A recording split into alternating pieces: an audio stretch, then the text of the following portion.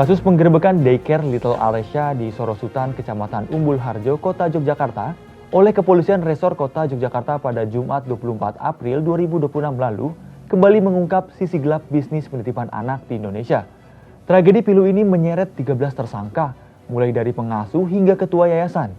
Kebiadaban para tersangka ini tidak hanya memicu kemarahan, tetapi juga membuat teror psikologis bagi para orang tua pekerja. Ketika tempat yang seharusnya menjadi tempat perlindungan aman bagi anak, justru berubah menjadi ruang teror dan penyiksaan bagi anak. Dari kasus ini muncul pertanyaan, bagaimana sebenarnya payung hukum dan pedoman aturan taman penitipan anak atau daycare di Indonesia? Dan kasus apa saja yang pernah terjadi? Kepolisian Resor Kota Yogyakarta mencatat 53 anak balita diduga mengalami kekerasan dan tindak tidak manusiawi oleh pengasuh di daycare Little Aresya di Yogyakarta. Kepolisian pun menetapkan 13 tersangka mulai dari pengasuh hingga ketua yayasan. Aparat kepolisian melihat langsung kondisi anak-anak yang diperlakukan tidak manusiawi di tempat penitipan tersebut. Oleh para pengasuh, anak-anak itu dikumpulkan di kamar berukuran sekitar 3 meter x 3 meter tanpa alas tidur yang memadai. Sebagian besar hanya beralaskan lantai. Bahkan satu kamar dengan kipas angin itu diisi hingga 20 anak. Mayoritas mereka berusia di bawah 2 tahun. Kepala Satuan Reserse Kriminal Kepolisian Resor Kota Yogyakarta, Komisaris Rizky Adrian mengatakan ada anak yang kaki dan tangannya diikat. Ada pula dugaan tindak kekerasan fisik terhadap sejumlah anak karena terdapat luka seperti goresan di tubuhnya. Adapun total anak yang diasuh tempat penitipan itu adalah 103 anak.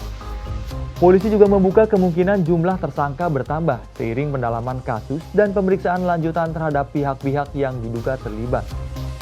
Kepala Dinas Pemberdayaan Perempuan, Perlindungan Anak, Pengendalian Penduduk dan Keluarga Berencana Kota Yogyakarta, Retna Ningtyas mengatakan Little Aresya tidak mengantongi izin dan dipastikan akan ditutup permanen, termasuk dengan taman kanak-kanak yang lokasinya terpisah, tetapi masih dikelola yayasan tersebut. Ia juga akan mendata semua anak dan orang tua yang menggunakan jasa Little Aresya untuk pendampingan psikologis dan memberi layanan konselor hukum untuk advokasi kasus ini. Kasus seperti ini bukanlah yang pertama terjadi. Beberapa kasus serupa pernah terjadi dan seharusnya telah menjadi bahan evaluasi bagi lembaga pengawasan di setiap kota dan kabupaten. Pada Juli 2024, Wensen School Indonesia di Kota Depok, Jawa Barat, tutup karena bermasalah dengan perizinan dan tindak kekerasan terhadap anak oleh tersangka Meita Irianti, pemilik sekaligus influencer parenting. Korban MK yang berusia 2 tahun mengalami skoliosis dan radang paru-paru. Selain MK, ada juga korban HW berusia 9 bulan. Dari kasus ini terkuak saat itu Juli tahun 2024 ada 98 tempat penitipan anak atau daycare tidak memiliki izin di Kota Depok. Hanya berjarak beberapa bulan dari kasus Wensen School Indonesia, kekerasan terhadap anak kembali terjadi di sebuah daycare bernama Kiddie Space di Sawangan, Depok. Seorang pengasuh bernama Septiana terbukti dengan sengaja menyiramkan air panas ke seorang bayi berusia 1 tahun dan mengakibatkan korban menderita luka bakar serius di bagian bahu, punggung, dan telinga. Dan lagi-lagi, daycare ini tidak memiliki izin. Masih di tahun yang sama di Pekanbaru, WF pemilik Early Step Daycare beserta pengasuhnya berinisial D menganiaya seorang balita berusia 4 tahun yang dititipkan orang tuanya. Mereka terlibat dalam penyiksaan psikis dan fisik dengan cara melakban mulut dan mengikat kaki balita. Bahkan tidak diberi makan agar tidak buang air besar. Daycare tersebut juga ternyata tidak memiliki izin resmi untuk beroperasi. Kasus-kasus seperti ini merangkai benang merah kelamnya fasilitas penitipan anak di Indonesia.